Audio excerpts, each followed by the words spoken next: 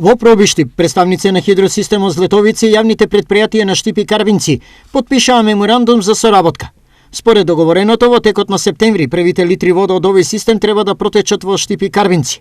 На овој начин, двете општини на граѓаните во секој момент им гарантираат вода за пиење. Се надеваме дека во иднина ниту една фамилија, ниту една куќа, ниту еден стан ќе остане без вода, туку водоснабдувањето ќе биде онака како што сме замислиле и се надам дека квалитетот на водата ќе биде одличен.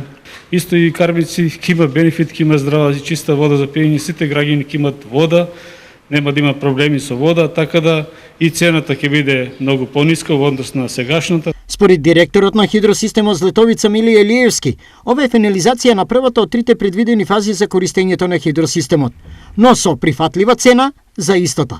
Моменталната цена на водата за 2021 е 4,78 денара без ДДВ, со тренд на намалување 4,70 во 2022 и 4,60 во 2023. Злетовица предвидува снабдување со вода на 6 општини, а досега вода користеа само 2, Свети Николе и Пробиштип. Општина Пробиштип малку поодамна е вклучена во овој проект, односно веќе ја користиме оваа вода за пиење.